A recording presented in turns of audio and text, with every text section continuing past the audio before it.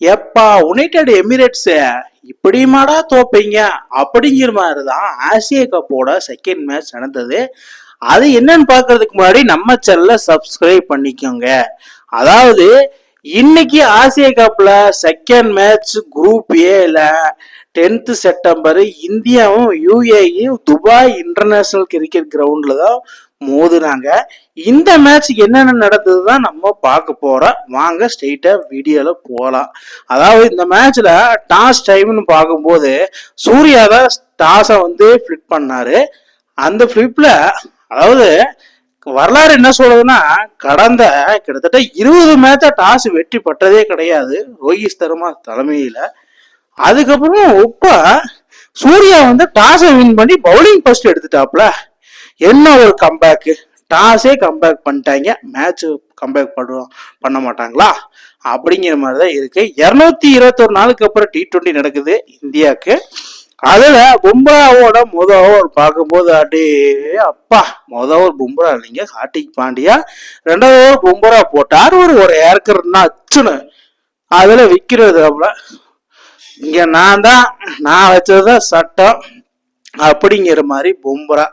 அதாவது கிரவுண்டு மட்டும் தான் உன்னோடதான் இருக்கு, ஆனா இங்க ஆடியன்ஸ் எனக்கு தான் கை தட்டுவாங்க அப்படிங்கிற மாதிரி ஒரு ஸ்பெல்லு.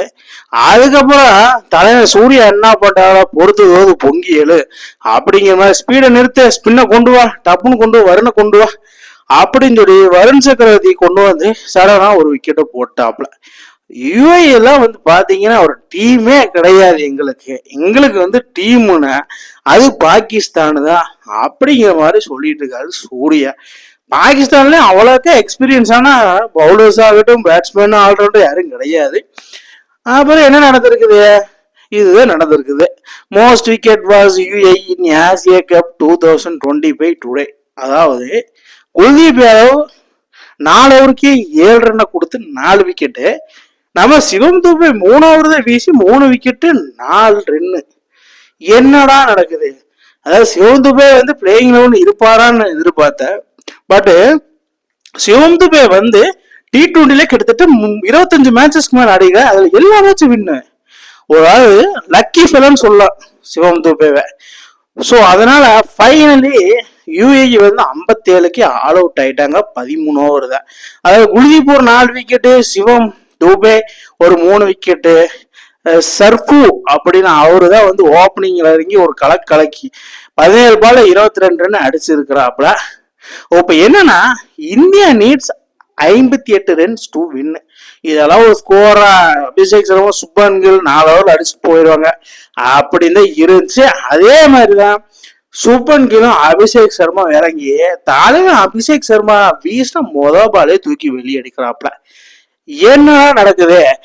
நம்பர் 1 T20 பேட்ஸ்மேன்னா சும்மாவா ஐசிசில? அந்த மாதிரிதான் அபிஷேக் விட்டாரு போல ஒரு விட்டு வெளியே விழுகுது. யாரு சாமி இவன் அப்படிங்கிற மாதிரிதான் யுனைடெட் அரபு எமிரேட்ஸ் ஃபேன்ஸ் ஆகட்டும், பிளேயர்ஸ் ஆகட்டும், பவுலர்ஸ் ஆகட்டும் எல்லாம் பார்த்தாங்க. ஃபைனலி அபிஷேக் சர்மா 15 பாலுக்கு 30 ரன் எடுக்கும் போது அவுட் ஆகி வெளியே திரும்பும் போது சூர்யா இவரு முதல் பால்ல 6, அவருக்கான ஃபேவரட்டான கூக் ஷாட் ஆடி இந்தியாவை வேற லெவல்ல ஜெயிக்க வச்சுட்டாங்க. அப்புறம் வின்னிங் ஷாட் சுப்மன் கில் அடிச்சு இந்தியாவை 9 விக்கெட் வித்தியாசத்துல வெற்றி பெற வச்சுட்டாங்க. இதன் மூலியமா பாயிண்ட்ஸ் டேபிள் நல்லா கிஜின்னு ஏறும் அப்படிங்கிற மாதிரிதான் இருக்குது. ஃபைனலி என்னன்னா, யுஏஇ என்னமோ 57 ரன்னு அடிச்சாங்க, 58 ரன்னு அடிச்சா போது, அவங்க 13 ஓவர்ல அடிச்சுதா, நம்ம 4.3 ஓவர்லயே 60 ரன் அடிச்சு இந்தியா வின் பை 9 விக்கெட்ஸ் அப்படிங்கிற மாதிரிதான் பண்ணிக்கிறாங்க.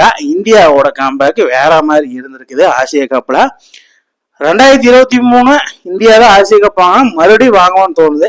இதுக்கப்புறம் வரப்போ Sunday match India versus Pakistan எப்படி இருக்குன்னு கொஞ்சம் வெயிட் பண்ணி பார்க்கலாம்.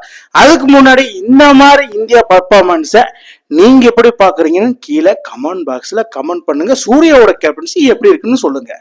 இந்த மாதிரி இன்ட்ரெஸ்டிங் கிரிக்கெட் வீடியோவை தெரிஞ்சுக்க நம்ம சேனலை சப்ஸ்கிரைப் பண்ணுங்க, லைக் அண்ட் கமெண்ட் பண்ணுங்க.